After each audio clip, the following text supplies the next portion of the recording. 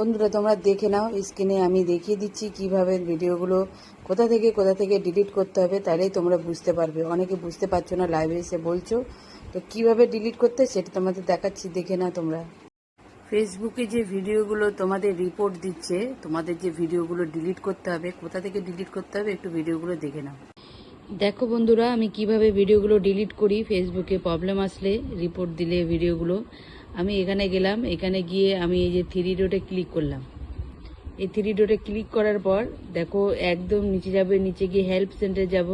Help centre গিয়ে দেখবে যে এই যে শপিং বক্সটা লেখা আছে, এখানে গিয়ে তুমি রিপোর্টে যাবে। রিপোর্টে গেলে তুমি দেখতে পাবে যে এখানে কোন ভিডিওগুলো তোমার মানে ডিলিট করতে হবে। তোমাদের কী করবে, এইভাবে কোনো একটা ভিডিও হয়তো নিয়ে নিলে, ঠিক আছে, এরকম একটা ভিডিও নিয়ে নেওয়ার পর তোমরা এখানে ক্লিক করবে। ক্লিক করার পর এরকম অপশান আসবে।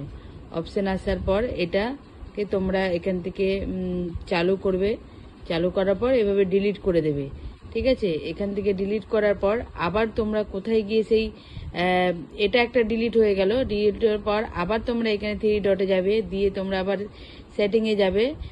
সেটিংয়ে গিয়ে তোমরা দেখবে এখানে একটা, এই যে এক মিনিট, হ্যাঁ, এই যে অ্যাক্টিভ লোগোতে যাবে, ঠিক আছে। অ্যাক্টিভ লোগোতে গিয়ে তোমরা দেখবে এই যে অপশানটা ডিলিট অপশান। এখানে তোমাদের যাদের ভিডিও তোমাদের প্রবলেম হয়, যাদের ভিডিও তোমাদের সমস্যা আসে, সেই ভিডিওগুলো এখান থেকে এইভাবে ডিলিট করে দিতে হবে, ঠিক আছে। এইভাবে এই যে ডিলিট করে দিতে হবে। কোনটাই তোমার সমস্যা এসছে এইভাবে ডিলিট করে দিতে হবে, ঠিক আছে। আমি দেখিয়ে দিচ্ছি কিভাবে ডিলিট করতে হয়। এইভাবে ডিলিট করে দিতে হবে, ঠিক আছে। তোমাদের কোথায় অপশানগুলো আসছে এইভাবে তোমাদের ডিলিট করে দিতে হবে। যেখানে লাইভ শেয়ার করছো, লাইভও শেয়ার করলে তোমাদের এইভাবেই কিন্তু ডিলিট করতে হবে, ঠিক আছে। বন্ধুরা ভিডিওটা লং হলেও একটু দেখবে, অনেক কিছু শিখতে পাবে। তোমাদের তাহলে দেখিয়ে দিলাম কিভাবে ভিডিওগুলো প্রবলেম আসলে ডিলিট করতে। এইভাবে ডিলিট করলে তোমার আইডিটা একদম সেফ থাকবে।